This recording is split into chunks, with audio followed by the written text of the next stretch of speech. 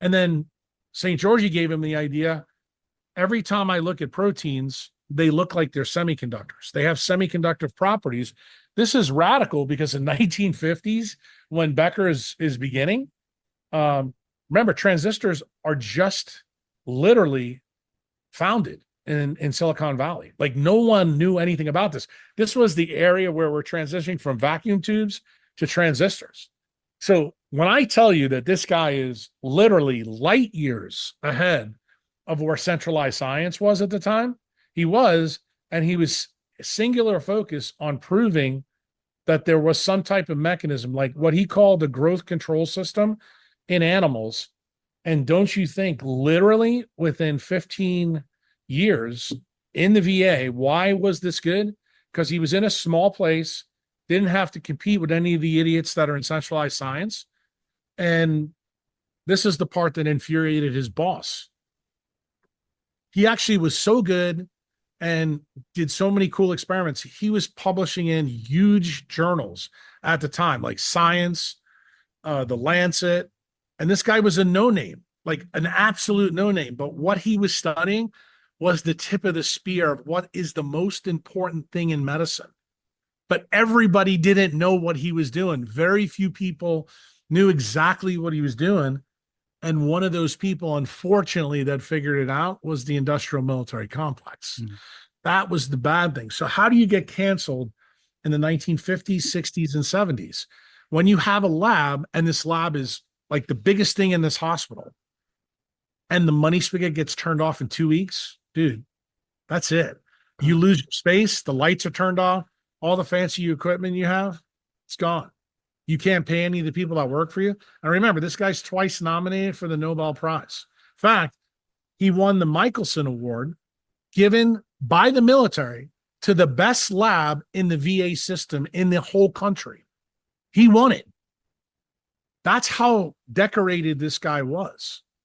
And because he went on 60 Minutes and told the world the truth that electromagnetic pollution is the big reason behind chronic disease epidemics, dude, that was not what anybody wanted him to do. Why? Because the military was moving from an industrial revolution to an information technology revolution, which used semiconduction and light and all the things they were learning about in MK Ultra and putting it at a global scale so that they could control people to do the things they wanted.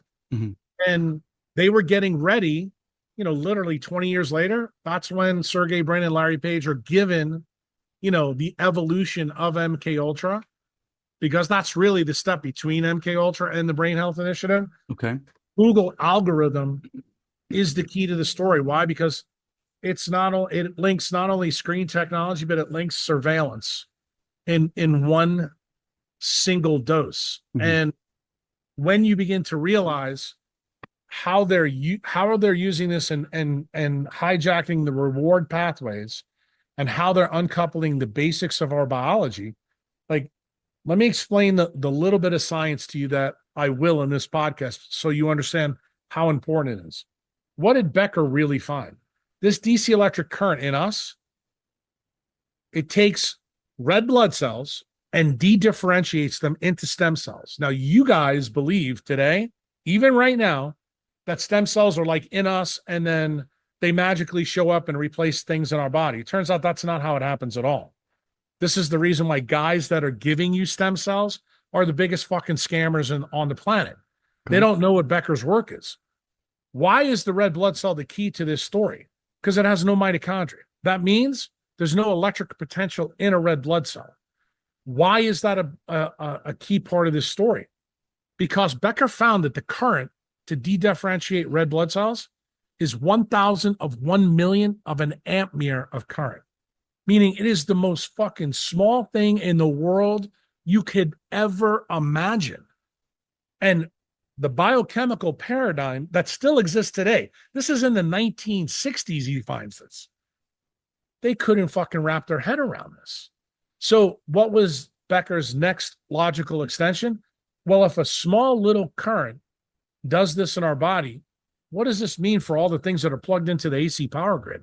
How is that impacting our ability to heal? How is that impacting diabetes? How is that impacting limb regeneration or bone regeneration? Like, he was asking the biggest questions that you now hear guys like Bobby Kennedy talk about. Well, dude, this is what I've been talking about for 20 years. I kept my focus in on his work. So when you begin to realize why darkness at night's a big deal, as soon as you put a light on, that changes the voltages and the currents tremendously in your body. So you literally looking at a screen ruins that DC current for regeneration at night. Like, game, set, and match. It's over based on Becker's work. But what also does it mean? It means when we have sunlight, like you see behind me, this is how you recharge the battery. Now, what didn't Becker find in all his work up until 79? What the source of the issue was. Remember, he took it from electrical current to regeneration. So what did Jack do? Jack said, okay, what is it below nerves, which is the myelin level, inside a cell that actually creates a pile of electrons? And I found a gene in us called POMC. I talked for 10 hours to Rick and Huberman on the Tetragrammaton podcast about that. That was really what I went to talk to Becker about the science part. And I told him that light from the sun actually creates a pile of electrons that makes the DC electric current.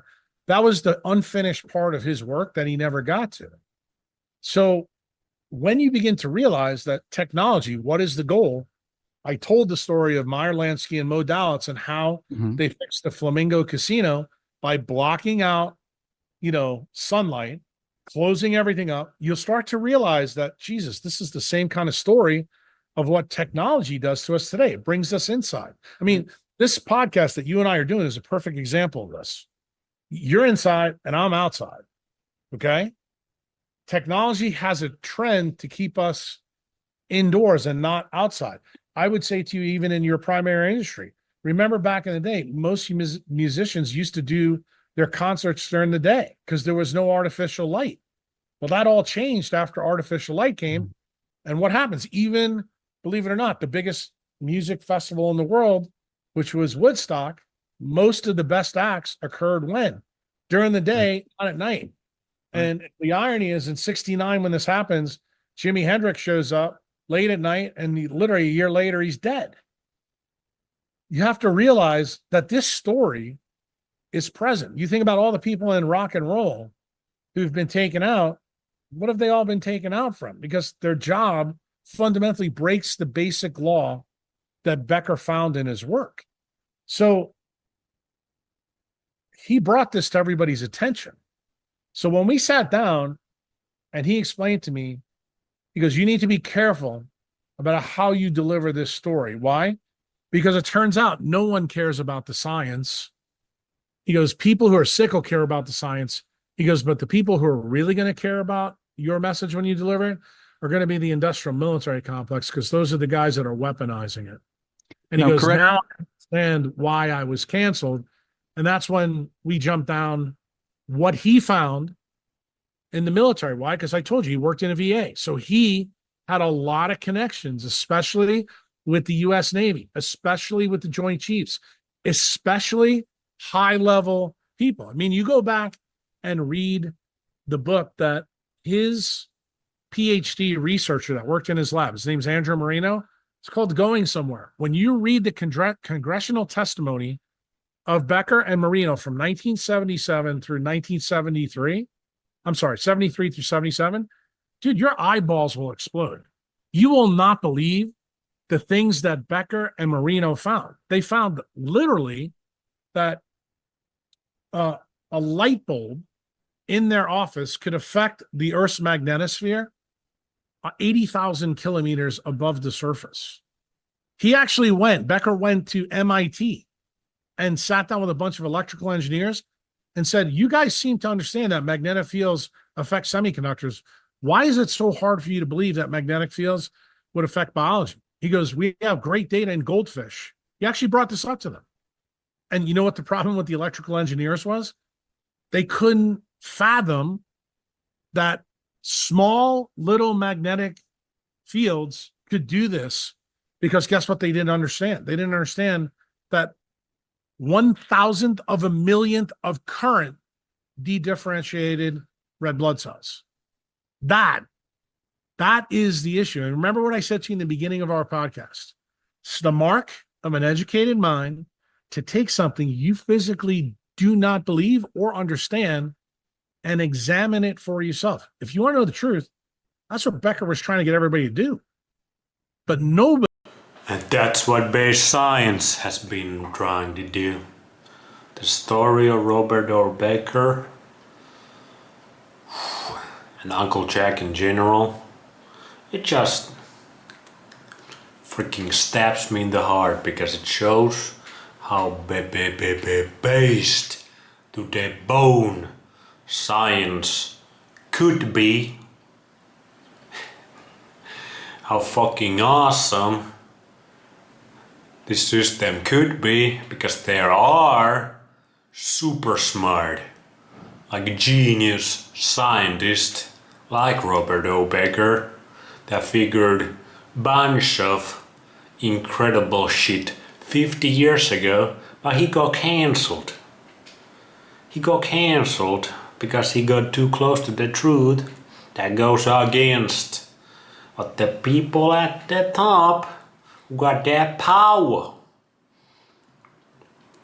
who fuck everything up, who take the best out of everything. They're the most anti-based human beings alive, dead or alive. But yeah, these stories just goes to show how fucking awesome science could be. How fucking awesome medicine could be, health could be, freaking engineering could be, how we produce energy. But it is deliberately kept from us. And like Robert O. Becker, he knew military industrial complex. He basically worked for them.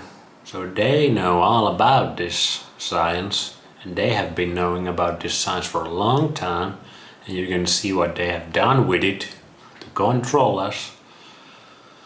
These non-native EMFs, electromagnetic frequencies, that might be the root cause of everything. There's always many causes though. Everything is everything. But it might be one of the biggest ones, or the biggest one. How they used to control us. That's what Uncle Jack is teaching us here at the Base Science. And what's the antidote to that? It's the sunshine, which I'm looking at right now, which I'm going.